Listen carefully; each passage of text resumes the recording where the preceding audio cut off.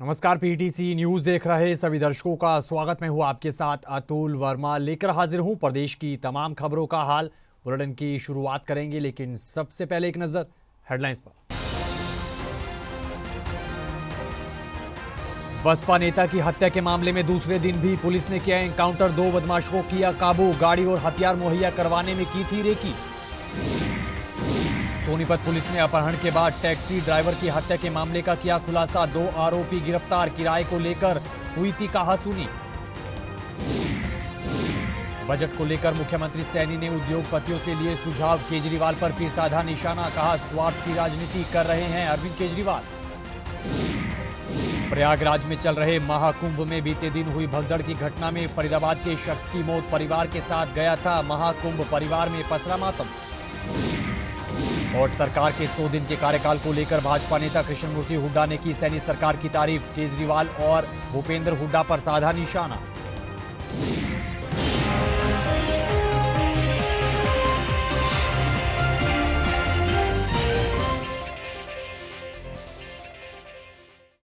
चलिए बुलेटिन का आगाज करेंगे अहम खबर के साथ। बसपा नेता हरबिलास रज्जू माजरा की हत्या के मामले में पुलिस ने दूसरे दिन भी एनकाउंटर किया है और 2 बदमाशों को काबू कर लिया है।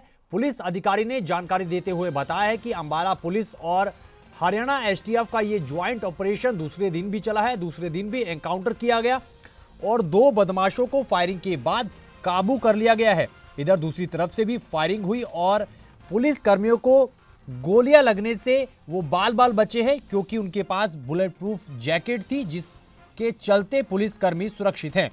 पुलिस अधिकारी ने बताया कि दोनों बदमाशों ने हत्याकांड में गाड़ी और हथियार मुहैया करवाने के लिए रेकी की थी। जो पीछे हत्याकांड हुआ था अभिलाष जी का, उसी से रिलेटेड हुई है, मतलब उसी के साथी है सागर के। तो ये कहाँ पे हुई सर मुठभेड़? यही तहसील के पीछे जंगल में हुई है। तो कौन कौन लोग थे सर ये? एक लड़का मंगू है उर्फ अभिषेक और एक राजन है। कहाँ के रहने वाले सर ये एक शहजादपुर का ही है और एक ऊपरली गनौली का। सर जानकारी मिली है किसी मुलाजिम के भी इन्होंने फायर भी किए हैं सर, तो असला वगैरह बरामद हुआ है सर? हाँ, अभी बाकी तफ्तीश इन्वेस्टिगेशन जारी है। सोनीपत पुलिस ने अपहरण के बाद एक टैक्सी ड्राइवर की हत्या के मामले को लेकर बड़ा खुलासा किया है। पुलिस अधिकारी ने जानकारी देते हुए बताया कि किराए को लेकर हुई कहासुनी के बाद नोएडा के रहने वाले टैक्सी ड्राइवर की गोली मारकर हत्या कर दी गई और उसके बाद शव को खेतों में बने कुएं में डालकर आरोपी मौके से फरार हो गए थे। लेकिन मामले की जांच करते हुए अब 2 आरोपियों को गिरफ्तार किया गया है और आरोपियों से पूछताछ में कई खुलासे हुए हैं और अब टैक्सी ड्राइवर का शव भी बरामद कर लिया गया है। जी, ये प्रमोद नाम का एक टैक्सी ड्राइवर है। वो नोएडा में अभी रहता है, वैसे वो बुलंदशहर का रहने वाला है। सो वो एक मानवी टूर्स एंड ट्रैवल्स करके एक एजेंसी में काम करता था। सो कल वो ऑनलाइन बुकिंग था, बट वो बुकिंग कैंसिल करके एक कस्टमर उसका गाड़ी में लक्ष्मी नगर दिल्ली से बैठा था। उसका नाम है राजन शर्मा। सो उनका जाना था यूपी। सो वो लोग यूपी में पहुंचा था। उधर उनका एक और दोस्त से मिला, उसका नाम है प्रशांत। सो उन दोनों ने बैठ के दारू पी रखा है उधर खेत में, सनोली गांव के आसपास। उसके बाद वो ड्राइवर के साथ कासुनी हुई, उनका पैसे के ऊपर, किराए के ऊपर, वापस जल्दी जाने के ऊपर। सो तब उधर से निकला था, इन्होंने वो गाड़ी के अंदर ही राजन शर्मा ने गोली मार दिया उसको, ड्राइवर को। सो उनका डेथ हो गया। फिर इन्होंने उधर ही सनौली में एक वो डम टाइप सा एक हुआ था, उसमें बॉडी को डम कर लिया। सो डम करने के बाद इन्होंने एक और बंदे से संपर्क किया था। इधर बजट को लेकर मुख्यमंत्री नायब सिंह सैनी लगातार लोगों से सुझाव ले रहे हैं। इस बीच पानीपत पहुंचे मुख्यमंत्री सैनी ने उद्योगपतियों के साथ चर्चा की है, उनसे सुझाव लिए हैं और प्रदेश हित में बजट लाने की बात कही है। वहीं मुख्यमंत्री नायब सिंह सैनी ने एक बार फिर से अरविंद केजरीवाल पर निशाना साधा। उन्होंने कहा कि हरियाणा दिल्ली को साफ और शुद्ध पानी दे रहा है। दिल्ली के लोग हमारे परिवार के लोग हैं, लेकिन अरविंद केजरीवाल अपने स्वार्थ के लिए राजनीति कर रहे हैं। देखिए, पूरे प्रदेश के अंदर अलग अलग वर्गों से जाकर के प्री बजट को लेकर के उनसे सुझाव वो लिए जा रहे हैं। आज पानीपत में टेक्सटाइल से संबंधित हमारी यहाँ इंडस्ट्री है और हमने सभी चैम्बर ऑफ कॉमर्स के जितने पदाधिकारी, हमारे प्रमुख इंडस्ट्रियलिस्ट, ऐसे सब लोगों से हमने सुझाव आमंत्रित किए हैं कि हम बजट के अंदर उसको समाहित कर सकें, जिसका लाभ हमारे पानीपत इंडस्ट्री को तो मिले, परंतु इससे पूरे प्रदेश के लोगों को भी लाभ मिले।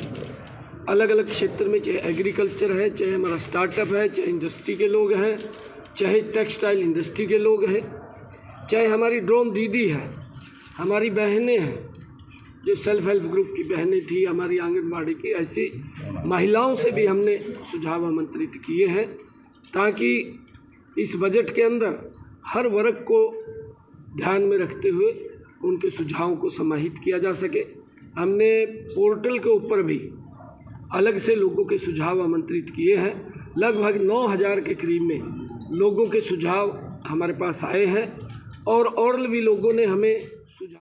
इधर प्रयागराज में चल रहे महाकुंभ में बीते दिन हुई भगदड़ की घटना में हरियाणा के लोगों को भी जान गंवानी पड़ी है। हरियाणा के जानकारी ये निकल कर आई है कि जींद में महिला की मौत के बाद अब फरीदाबाद के एक शख्स की भी मौत हुई है।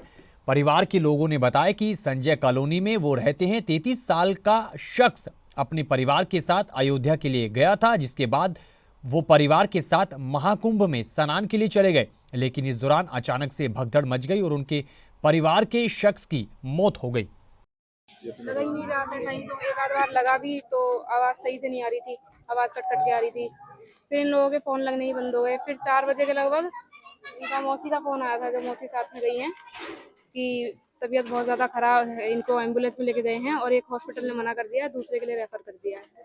और आवाज़ ही इतनी भी मुझे कट कट के ही सुनाई दिया। आगे इन्होंने जो भी बोला मुझे वो समझ ही नहीं आया। फ़ोन तो काफ़ी 3-4 मिनट चला, पर मुझे बात कुछ समझ ही नहीं आई थी, आवाज़ कट कट के आ रही थी। नहीं, दोपहर में आया है, 3-4 बजे के लगभग। फिर इनका नंबर ट्राई करती रही हूँ मैं, नंबर नहीं लगा है। ये सारे लोग भगदड़ में हो भी अलग अलग गए थे, 3 लोग अलग, सब अलग अलग। कौन गए थे फैमिली से? फैमिली से इनकी माता जी गई थी। बताइए। माता जी गई थी, सरिता देवी, जी। और पत्नी गई थी। क्या नाम है उनका? मामी का क्या नाम है? पूजा नाम। पूजा, सॉरी, हाँ, पूजा। और बच्चे भी गए थे? बच्चे गए थे, चारों बच्चे। क्या क्या उम्र है, नाम क्या है उनके? सबसे बड़ी बेटी है 6 साल की लगभग, दूसरे नंबर वाली है 4.5 साल की। खबरों में आगे बढ़ते हैं। हरियाणा की सैनी सरकार के 100 दिन के कार्यकाल को लेकर भाजपा नेता कृष्ण मूर्ति हुड्डा ने प्रतिक्रिया दी है और मुख्यमंत्री नायब सिंह सैनी के कामों की जमकर सराहना की है। इस दौरान कृष्ण मूर्ति हुड्डा ने अरविंद केजरीवाल पर जमकर निशाना साधा, स्वार्थ की राजनीति करने का आरोप लगाया। वहीं उन्होंने पूर्व सीएम भूपेंद्र सिंह हुड्डा पर भी जमकर जुबानी हमला बोला है। भाजपा सरकार के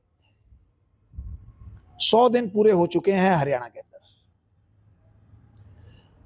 हरियाणा के अंदर लॉ एंड ऑर्डर को मजबूत किया है इस सरकार ने। बहुत से अपराधियों को इनकाउंटर किया है। जो अपराध करते थे उस पे लगाम लगाई है। कम से कम 10-12 इनकाउंटर हुए हैं पिछले 1-1.5 महीने के अंदर। और ये एक मैसेज है उनको, अपराधियों को, कि हरियाणा के अंदर अगर वो अपराध करेंगे उनको बख्शा नहीं जाएगा, उनको हरियाणा छोड़ना पड़ेगा। कोई अपराधी अगर हरियाणा के अंदर बड़ा अपराध करता है, कत्ल करता है, चोरी करता है, डकैती करता है, उसको बख्शेगी नहीं हरियाणा गवर्नमेंट। नायब सिंह सैनी हरियाणा के पिछले 50 साल के सबसे लोकप्रिय चीफ मिनिस्टर हैं। खबरों में आगे बढ़ेंगे, अगली खबर का जिक्र करेंगे। हरियाणा के कैबिनेट मंत्री अनिल विज ने सोमवार को लगने वाले जनता दरबार को लेकर बड़ा बयान दिया है। कैबिनेट मंत्री अनिल विज ने कहा कि अब से सोमवार को अंबाला कैंट में लगने वाला जनता दरबार बंद कर दिया गया है और उन्होंने ग्रीवेंस कमेटी की मीटिंग में भी नहीं जाने का फैसला किया है क्योंकि अधिकारी उनके आदेशों की पालना नहीं कर रहे, जिसको लेकर मंत्री अनिल विज ने काफी नाराजगी जाहिर की है। मैंने अंबाला का भी मैं सोमवार को जनता दरबार लगाता था, मैंने बंद कर दिया। और ग्रीवेंस कमेटीज में भी शायद मैं नहीं जाया करूँगा, क्योंकि हमारे देशों की पालना नहीं हो, अधिकारी हमारे काम नहीं कर रहे। बाकी हरियाणा का तो मैंने कुछ नहीं लेना, लेकिन अम्बाला छावनी की जनता ने मुझे 7 बार विधायक बनाया। इनके कामों के लिए अगर मुझे आंदोलन करना पड़ेगा, मैं आंदोलन भी करूँगा, और अगर डल्ले वाले की तरह मुझे अमरण अनशन रखना पड़ा, मैं वो भी रखूँगा। इधर जींद के बागवानी विभाग के दफ्तर में सीएम फ्लाइंग की टीम ने पहुंचकर रेड की है और रिकॉर्ड को खंगाला है, जिसमें कुछ खामियां पाई गई हैं। सीएम फ्लाइंग टीम के अधिकारी ने जानकारी देते हुए बताया कि उन्हें लगातार शिकायतें मिल रही थी कि सरकार की योजनाओं में गड़बड़ी की जा रही है, सरकार की सुविधाओं का लाभ लोगों को नहीं मिल रहा, जिसके बाद बागवानी विभाग के दफ्तर में पहुंचकर छापेमारी की गई। योजनाओं के रिकॉर्ड में खामियां मिलने को लेकर रिपोर्ट बना ली गई है और कार्रवाई की जाएगी। ये हमने हॉर्टिकल्चर डिपार्टमेंट में जो गवर्नमेंट की स्कीम्स हैं, बम्बस कैटिंग की है, मशरूम कल्टीवेशन की है और लोड इसकी है टनल की, उसके बारे में वेरीफाई कर रहे हैं। कुछ कंप्लेंट्स थी, कुछ इन्फॉर्मेशन थी भी शायद इसमें कुछ गड़बड़ हो सकती है, उसको वेरीफाई किया जा रहा है रिकॉर्ड चेक करके, और फिर इसमें फिजिकली जिन आदमी को जो बेनिफिशियरी थे उनसे भी वेरीफाई किया जाएगा कि इसमें कोई गड़बड़ तो नहीं है। तो अभी रेड चलेगी? हाँ, अभी तो डॉक्यूमेंट्स वेरीफाई चेक कर रहे हैं, उसके बाद आगे जो वेरीफाई करेंगे उसके बाद पूरी बात का पता लगेगा। लगभग कितनी स्कीम है इसमें? 10 के करीब तो हैं एससी कैटेगरी की और बाकी 150 के आसपास है जनरल कैटेगरी की। 3 स्कीम्स हैं, टोटल बेनिफिशियरी इतने हैं। खबरों में आगे बढ़ते हैं। अगली खबर यमुनानगर से है। यमुनानगर के मुंडाखेड़ा गांव के प्रगतिशील किसान लगातार प्राकृतिक खेती कर मुनाफा कमा रहे हैं। उन्होंने जानकारी देते हुए बताया है कि वो 1.5 एकड़ में करीब 41 तरह के फल और औषधियां लगा रहे हैं और वो सालाना 5 से 6 लाख रुपए आसानी से कमा रहे हैं। उन्होंने बताया कि शुरुआत में वो केमिकल खेती के बाद ऑर्गेनिक खेती की ओर बढ़े, लेकिन अब वो पिछले कई साल से प्राकृतिक खेती कर रहे हैं और बाकी किसानों को भी जागरूक कर रहे हैं। सर, मैं पहले तो मैं केमिकल खेती करता था, उसके बाद मैंने ऑर्गेनिक खेती करनी शुरू कर दिया है। ऑर्गेनिक खेती में क्या है सर, जो इसमें हम अपनी फसल में इनपुट डालते हैं वो बाज़ार से ही लेके डालने पड़ते हैं, और उनका जो है ना, उन्हीं कंपनियों ने, केमिकल कंपनियों ने ऑर्गेनिक कंपनी का चोला पहन लिया है और महंगे प्रोडक्ट वो देते हैं। किसान की जेब पे और ज़्यादा खर्च होता है। जो प्राकृतिक खेती है ये किसान के लिए लाभदायक है। इसकी मैंने ट्रेनिंग वहाँ पर कुरुक्षेत्र से लिया है, डॉक्टर हरिओम जी से, और वहाँ पर 180 किले का जो उनके अपने खेत हैं उनमें पूरी तरह प्राकृतिक है, और उससे मुझे बहुत प्रेरणा मिली है कि प्राकृतिक खेती ही हमारे लिए लाभदायक है, क्योंकि इसमें हम अपने घर से, अपने खेत से, अपने जंगलों से और खासकर अपनी देसी गायें से हम 30 किले तक की खेती कर सकते हैं एक देसी गाय से। और इसमें मैंने देखो, इसमें मैंने आलू बुखारा, आड़ू, मौसमी, नींबू, माल्टा और नीचे इसमें मैंने मल्टी क्रॉप में हल्दी लगाई हुई है।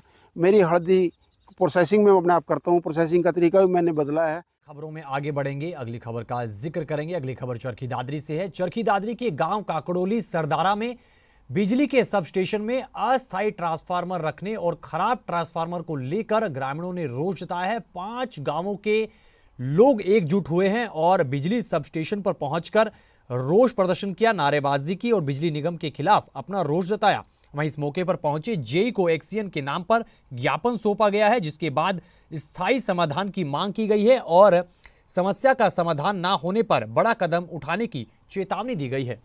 जी, आज हमारे काकड़ोली सरदारा में जो पुराना पावर ट्रांसफार्मर टेक का है उसके विरोध में हमें आज गांव के आदमी इकट्ठे हुए हैं और विभाग को इसको जेई साहब को ज्ञापन दिया है कि हमारा ट्रांसफार्मर जल्दी से 12:30 का रखा जाए। अगर ये नहीं रखा गया तो हम जल्द ही आंदोलन के लिए तैयार होंगे। उसके बाद सुबह आके हमें तालाबंदी की है और विभाग को सूचना भी दिया, विधायक को भी फ़ोन किया है, एसडीओ को भी दिया और एक्शन को के नाम से ज्ञापन भी दिया। इसमें ये था कि ये हमारा जो 6.3 MVA का ट्रांसफार्मर रखा हुआ था ये डैमेज हो गया था। इसकी जगह विभाग ने दोबारा 6.3 MVA का ट्रांसफार्मर अस्थायी तौर पर रखा ताकि जमींदारों को, किसानों को सप्लाई सुचारू रूप से मिलती रही, डिस्टर्ब ना हो। सप्लाई तो वैसे भी मिलती रही, लेकिन यहाँ के जो ग्रामीण हैं इन्होंने ये कहा कि 6.3 की जगह 12.5 MVA का ट्रांसफार्मर रखो, नया ट्रांसफार्मर रखो ताकि भविष्य में किसी प्रकार की कोई फॉल्ट या कोई डिस्टर्बेंस ना हो। अब जमींदारों ने या आसपास के ग्रामीणों ने ये ज्ञापन दिया है, इस ज्ञापन को मैं हमारे एसडी साहब को दे दूंगा और जल्द ही 12.5 का ट्रांसफार्मर निगम के द्वारा यहाँ रखा जाएगा, जिससे कि ग्रामीणों संपूर्ण रूप से संतुष्ट हो जाएंगे। और संतुष्ट तो अभी भी है, लेकिन आगामी भविष्य में किसी प्रकार की इनको कोई बिजली से संबंधित कठिनाई का सामना नहीं करना पड़ेगा। इस खबर के साथ फिलहाल इस बुलेटिन में इतना ही, लेकिन पीटीसी न्यूज पर खबरों का सिलसिला बदस्तूर जारी है। आप बने रहिए पीटीसी न्यूज के साथ। फिलहाल के लिए दीजिए इजाजत। नमस्कार।